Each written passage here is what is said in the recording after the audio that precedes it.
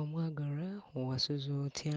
Mukama waffe yeebazibwe ate atuwadde okubeera abalamu n'olwaleero.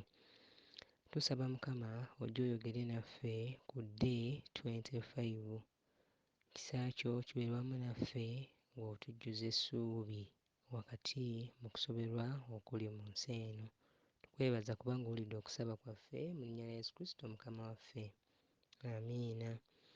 Omwagalwa, olwaleero tuli ku Day 25 oba olunaku lwaffe olw'25 nga tugenda mu maaso n'okusabira abaana baffe okumala ennaku 31.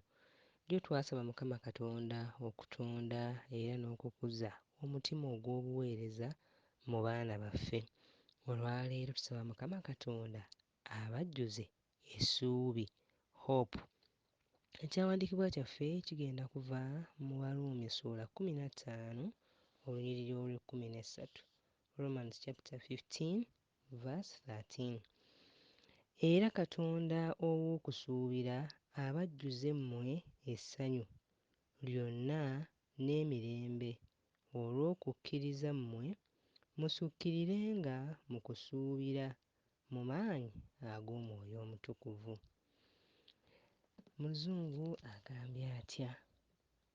Romans chapter 15 and the verse is 13.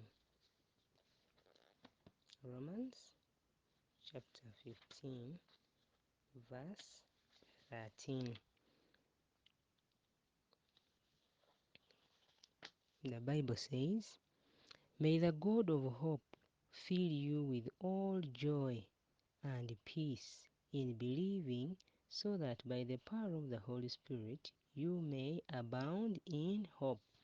May the God of hope fill you with all joy and peace in believing, so that by the power of the Holy Spirit you may abound in hope.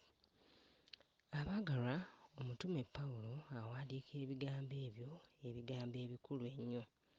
Ffenna nga bwe tumanyi nti tuli mu nsi eno, naye omulabe atwetoolozza ebisoomooza, atwetoolozza ebizibu. Era nga ffenna bwe tusoma mu kitabo kya Kubikkulirwa essuula 12 okuva ku nnyiriri olw'omusanvu paka ku lw'omwenda, ffenna tukakasa nti omulabe Setaani yasuulibwa kuno ku nsi. Kubikkulirwa 12:7 paka ku lw'omwenda. Now war arose in heaven, Michael and his angels fighting against the dragon, and the dragon and his angels fought back, but he was defeated, and there was no longer any place for them in heaven.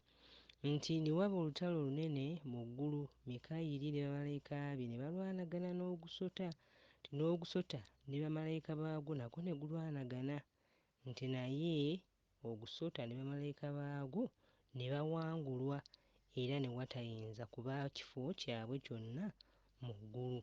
Kaakati olunyiriri olw'12 lutugamba, "Therefore rejoice, O heavens, and you who dwell in them."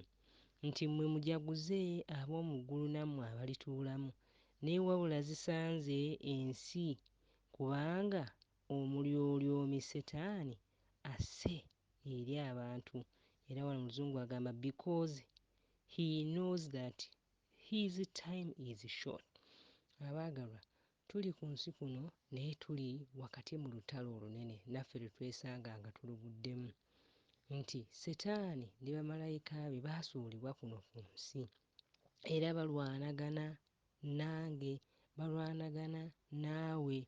Lwaki balwanagana? Kubanga baagala bafune ekibiina kinene ekibeegattako ekinaazikirizibwa ku nkomerero y'ensi.